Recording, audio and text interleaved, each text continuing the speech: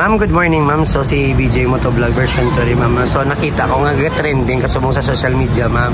By the way ma'am, ano gani mo pangalan? Good morning. Ako gali si Linda Mendoza, ang owner sa Mendoza's Lechon and Grilled Chicken. Welcome to Mendoza's Lechon and Grilled Chicken.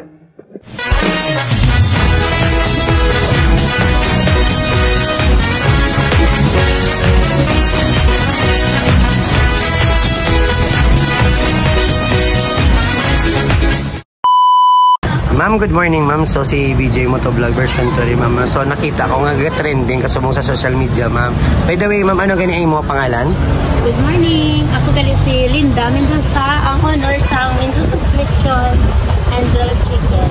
So ma'am, mamangkot ko lang ma'am, ang Mendoza's Lechon ma'am, saan oni nag-start sa pag-obra, pag-create yun isang business sa upod ng imo partner? Nag-start din siya 2017. Wala pa ko to partner. So, ang partner ko sa may lechonan, so 2022 lang kami na nagkakilalahay. Naging kami. So, ini, 2017 kami nag-start. Then, manog 9 years na kami kaloyan. So, una-una, sobrang good life kay wala kami customer. Sige lang kami pagwa o lechon. Grabe. Wala kami customer, so sige ka lang pagwa mo kapitan. So, maubos na. Ka-display kami adlaw-adlaw. Then, kung hindi maubos, nilibot ko sa Libertado doon. Paksiw, lechon paksiw. Amo na. Then, after 3 months, nag-ano kami, siguro, nang naggadugay, nakilala, kakilala na amang lechonan.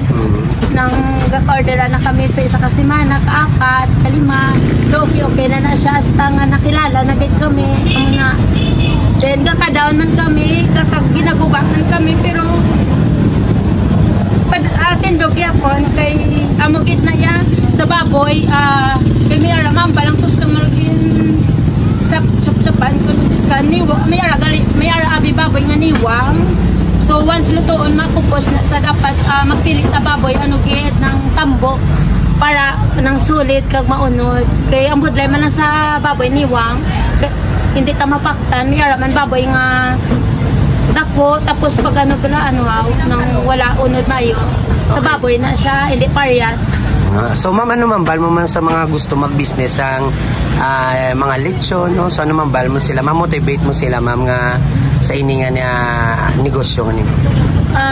So gusto mag-negosyo sa amo nga business, so dapat may experience gid ka mo kay kabudlay. Kung wala experience kay hindi lang piso ang kapital, libo-libo dako ang kapital. Dapat sa una kung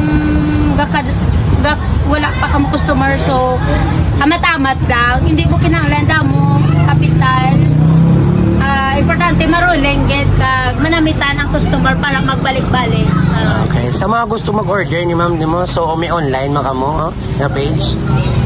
Sa mga gusto mag-order, pwede gid i-message lang ko nila Mendoza's Lechon and Grilled Chicken sa amon nga Facebook. May araman, pangalan ko Linda Mendoza. And pwede ka mag-order adlaw-adlaw. Available kita amon nga whole lechon. Amo lang na. Thank you. Hello guys, good morning. Ito ta kamo sa amon nga business. Grabe. Hi guys, amon every Friday, Saturday and Sunday. Kagay ara kami mig-award every Friday, Saturday and Sunday. 5 p.m. to 11 p.m. Kag diri sa store adlaw-adlaw. I'm open lang diri order mo lechon. Yan. Kag malagaw ta sa amon nga mga utay.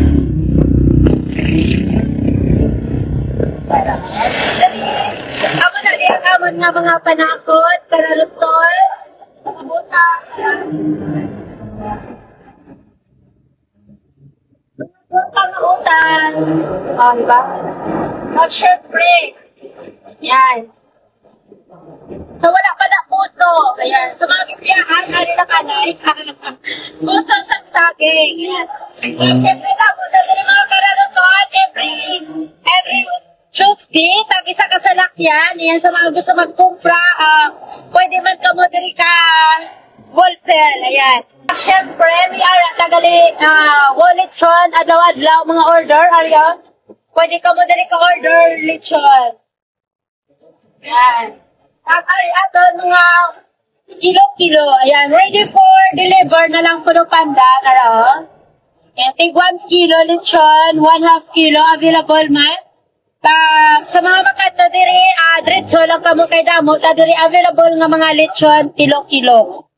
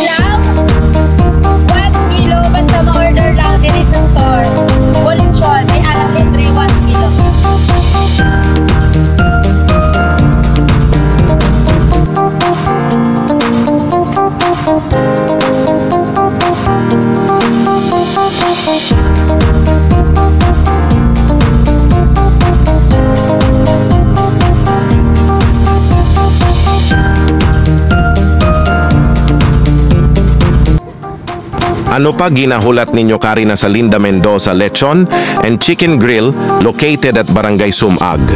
Meron din sila, pwesto malapit sa Mega World kaya tara na at kumain sa Linda Mendoza Lechon.